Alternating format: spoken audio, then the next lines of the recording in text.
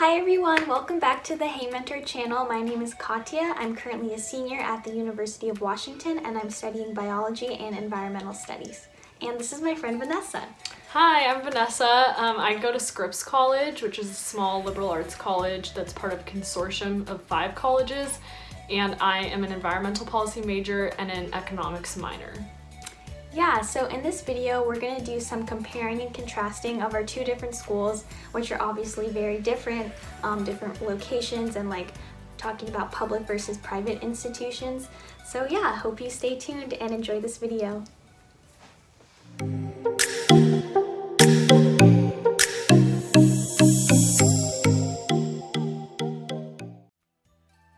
Okay, so the first thing we're going to talk about is the stats for each of our schools.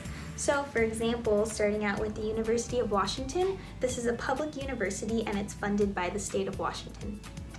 Whereas Scripps College is a private university. It's a private non-for-profit university, but it does have like an endowment that is funded by alumni, and then obviously tuition is higher for that reason. And then the acceptance rate for UW is 49%. The acceptance rate for Scripps is 24%. And the number of undergrads for UW is 46,000 undergrads, and class sizes can be anywhere from about 15 to 800 or 900 depending on the type of class. Scripps is much smaller, typical liberal arts college. Has about 1,000 students in the whole school, and our class sizes are anywhere from 10 to 50 students, on average like 15 to 20 students, but with the whole consortium there's around 5,000 students. And then for the in-state and out-of-state tuition, for UW, in-state tuition is about 12,000 and out-of-state tuition is about 40,000. And for Scripps, since it's private, there's no difference between in-state or out-of-state, but the tuition is about $59,000, which is excluding room and board, and about 36% of students are on financial aid. And then how financial aid works for UW is you can either get grants or scholarships, and we also use the FAFSA. And Scripps also uses FAFSA for that, so that's what the financial aid is it's through FAFSA, and it's your expected family contribution, but we also have scholarships. We only have academic scholarships, no athletic, because we're D3, Division 3 for sports. Okay, so those were just some of the statistics of each of the schools, and now we're going to talk about the different resources that are available. So we're going to go through like dorms, what kind of facilities are available, and things like that. So yeah. Starting out with UW, the dorm situation is, oh my god, I saw all of you. So dorming at UW, there's 2 main areas for dorming, in the North Campus and in the West Campus. And West Campus is all like more of the newer dorms, and then the North Campus has some older dorms, and they also recently built some new ones. I've lived in both West and North Campus, so I've kind of experienced both. West Campus is definitely like kind of nicer. They have Area 1, which is like a gaming center. There's like pool tables and like ping pong and also like video games. There's also the DM, which is the district market, which is like its own like mini UW supermarket where you can buy like anything from like food to like school supplies. So there's that. We also have a smaller gym there. It's not as big as the IMA, which is like the main larger gym, which is on the other side of campus, so it can be kind of far of a walk if you live on West Campus. And then on the North Campus dorms, there's the older dorms, which have really pretty views of like Mount Rainier and Lake Washington, so that was my favorite part. Yeah, there's a supermarket in the basement of one of the dorms. We have a lot of maker spaces. For example, the mill is where you can like do sewing projects. There's 3D printers, laser cutters, a bunch of different like machines if you're into like making physical things, and those are all free to use for students as long as you have your ID card. We also have the IMA, which is like the large, like I think it has 4 floors, gym, and there's like so many fields, track fields. Is it called a track field? A track. Just a track that goes around a field. Yes, typically. That. And like soccer fields, volleyball courts, the like sand volleyball courts, and then we also have like the normal hardwood ones. I'm not a sports person, so sorry if I'm like butchering all these sports terms.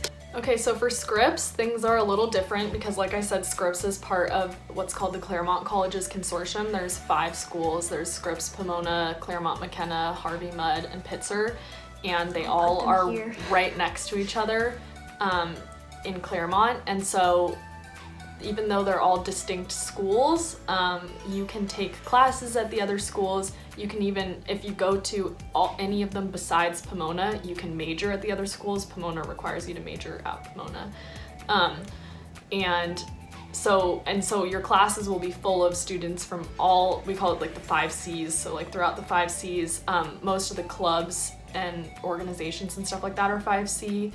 And you can eat at all the dining halls. Each school has 1 dining hall, except for Pomona has 3 because they're bigger, slightly bigger. Their food is so good. I visited there once, and the food was so good compared to UW's. Food is pretty good. Yeah, so that's just about the consortium. And the way sports work is since each school is individually too small to like really have like a successful sports team, they're teamed up into 2 sports divisions. So there's CMS, which is Claremont, McKenna, Harvey Mudd, and Scripps, and then we have Pomona Pitzer, which is the other sports like division. And the gyms, in terms of like using facilities like the gyms, that's divided up by CMS, and PP is what we call Pomona Pitzer. So like Pomona and Pitzer students can use the Pomona and does Pitzer have a gym? The Pomona and Pitzer gyms, and then the Claremont, McKenna, Harvey Mudd, and Scripps students we can use. So like for Scripps, we can use the LAC, which is at Mudd, which has like a gaming room, like in games and stuff, but then it also has a basketball court. Or we can use at Scripps, we have the Tiernan Field House. Most people just call it the Field House, and it's like a really nice gym, but it's just small. There's a beautiful pool. Like we have the most gorgeous pool, which is like so nice for studying and like laying out and tanning, doing your readings out there. And then we also have use of Roberts Pavilion, which is Claremont McKenna's gym, which is like a multi-million dollar like facility. It's like state of the art, like, and it's huge. Probably not as big as UW's gym, but to me it's huge. But in terms of the dorms at Scripps, we have, I think I counted all of them, 8 dorms. And at Scripps, for our dorms, we have certain dorms we call the old dorms because they're like really old, from like when the school first started in like the 1920s. And then the new dorms. The new dorms are obviously nice because they're newer, but I personally am a fan of the old dorms because they just like have such a cool like charm about them. They have these beautiful courtyards, rooms with balconies and patios, and they like, although they're old, like they just have a lot of character and they're just like beautiful. In terms of libraries, we have so many libraries. I don't even know how many there are, but like the main general ones are like Ode, Suzzallo, and Allen libraries, which are like kind of all centered around Red Square. And then each department has their own library too. Like there's the electrical engineering library, there's like an art library. Like obviously I'm a bio major, so I wouldn't really like go study in the art library, so it's kind of separated in that way. So Scripps is I think the only one of the Claremont colleges that has its own library. We have like a tiny little library called Denison Library, and it's really cute. It actually looks like incredibly like the UW, like Suzzallo inside, but like mini, like it's really small. But the big library is like 5C shared. It's called Honnold Mudd, and it's just a monstrosity, and it's a maze, and you can get lost in there, and I freaking hate it. And then the other thing that's shared by the 5Cs is student health. So we have like one health building for all of the colleges, and they're okay from my experience with them. They're not the greatest, but I don't think student health at colleges is usually that great. Yeah. For our healthcare center, it's called Hall Health, and it's like on the north side of campus, and I've never gone there just because every time I've tried, the line has been so long and I would be waiting for like an hour or like 2 hours. And I was like, I can't do this anymore. I'm just gonna go home and sleep. But we also have like the UW Medical Center that's like 2 minutes away. So if you ever have like big emergencies, there's a hospital right there, which is kind of nice. Yeah, so that's a little bit about some of the resources. Okay, so next I want to talk about the food and the meal plans, because I don't know about you guys, but that's really important to me because, you know, food is life. So how meal plans work at UW is that there's 6 levels, and 6 is like the most and then 1 is the least. So most of the athletes have a level 6 dining plan. I think I had like a 3 or a 4 when I lived in the dorms, but basically that determines how much money you're allotted for the entire quarter, and you can only spend, I mean, you could spend more, but then it's coming out of like your own money rather than like your UW card. And so that's how you pay for your meals, that's how you pay for things at the student markets, and that's also how you pay like at the dining halls too. And it's just like how you pay for things normally, like with a credit card, like it says the price, you swipe, and then that much money gets taken off. For ours, we have 2 meal plans. You can either be on the 16 or the 12 meal plan.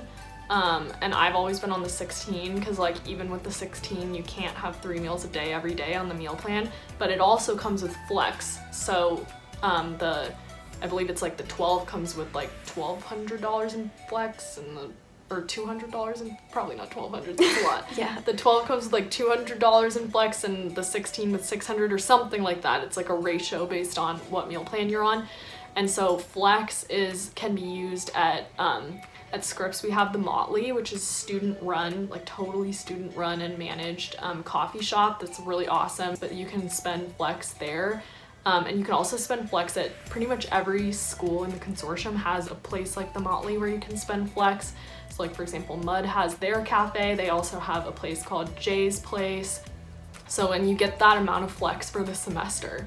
So some people run out of it really fast and then they're out of flex, and then they have to get someone to be their flex daddy, which is what it's called when you start like have a lot of flex and start buying food for people to eat in the dining hall. So for both flex and like tapping into the dining hall, you literally just tap in with your ID. You get 16 meals a week, like I said, or 12, depending on what plan you're on. And that tap takes 1 meal away, and then you like just go in and like eat. Like you can eat as much as you want.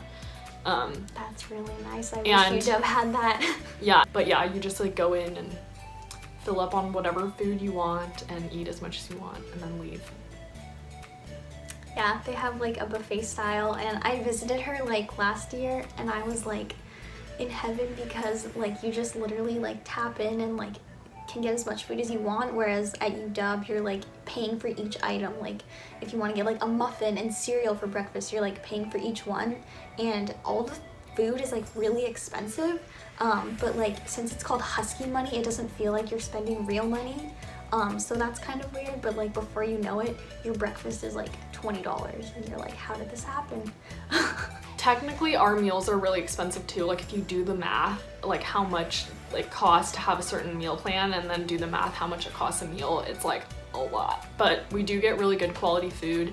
Oh, and then the other thing I was gonna say is that the way our meals work is Monday through Friday there's 3 meals a day, breakfast, lunch, and dinner, but then Saturdays and Sundays there's just brunch and dinner. So the dining hall's only open twice a day. Okay, so that's all we have for you guys in this video. I hope you enjoyed it and learned something new about the differences between public and private institutions and what kind of the pros and cons are. Ultimately, the decision is yours, so make sure to reach out to your friends or your mentors, parents, and like guidance counselors to help you make the decision on what college to go to and how you will get there. So yeah, thank you so much for watching. Bye!